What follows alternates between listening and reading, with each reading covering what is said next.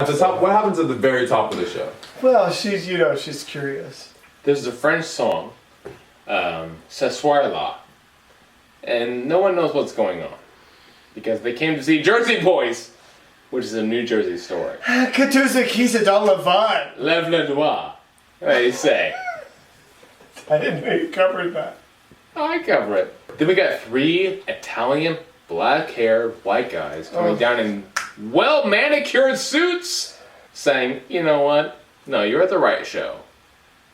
We threw you for a loop there. We threw you for a loop, didn't we?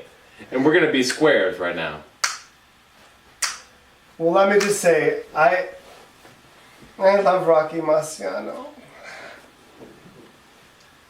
Love you, girl. I'm gonna throw up. Tommy is a father figure to Frankie. He hangs on the club, and Tommy's a decent guitar player and really a regal asshole, and sort of father figure to Frankie. Ooh, Tommy. Ooh. It's sort of a top and bottom situation. Yeah. Tommy says, "Frankie, get up here and sing, because you got a voice, right? I'll play guitar." Great. Tommy says, "Yes, whatever you say." Instant hit. Instant hit. The girls want to fuck Frankie. Drunk guys want to be him. No, directors, please. What does he try to get him to do in the next scene? After I'm everything about seeing love? 2 of you right now. Sorry. I don't even know how to... Frankie is then a lost kid, and Frankie's the lost kid, and Tommy says, "You know what? I'm going to take you under my wing and slap the shit out of you, okay? And then make you into a real man." Well, Tommy's a little bitch. Okay. So, Tommy takes Frankie under his wing, and he says, "Well, you can be the lead singer in our group, but you gotta steal some shit for us, right?" So, Frankie says, "Well, I gotta be home by 11 o'clock. And Tommy says, "Well, your parents are stupid. Make some money while you can." All I'm gonna say is, Frankie's talented. Listen, he's like, wow!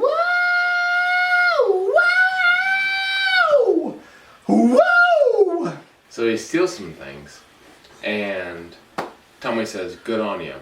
Because you know what? I would rather be made in the mafia than be a superstar.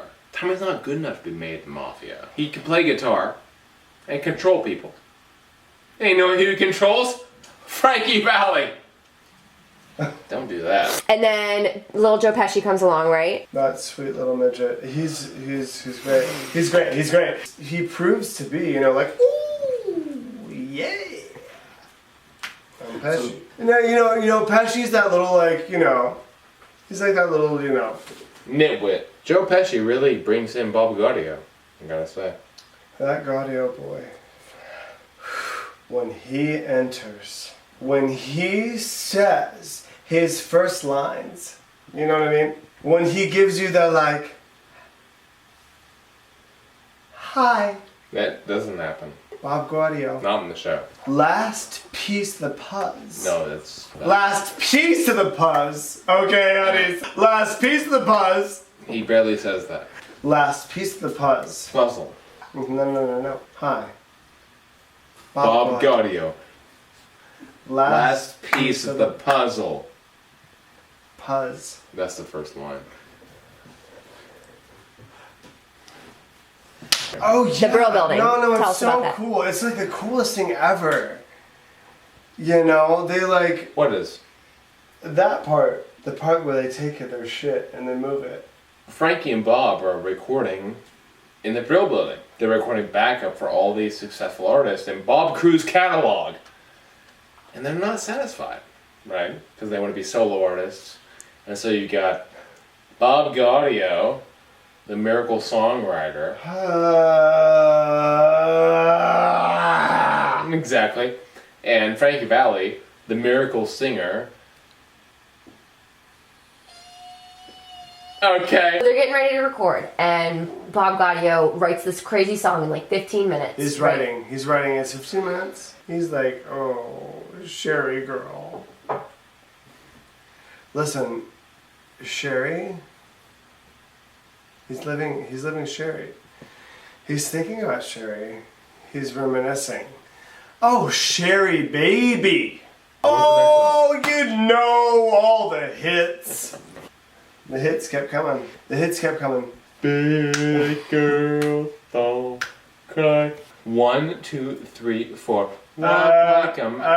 Big Man in Town is done, and then they meet the cop. What does the cop say? Go. Oh my God, you motherfuckers. You owe money. No, we don't. You pay it last year? Yep, they did. And Bob says, I want a lawyer. And the cop says, I'm sorry.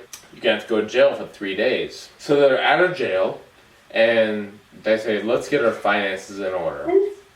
Woo. We need to get our taxes in order. Tommy says, put this much money into this fake account, right? And Nick says, hang on.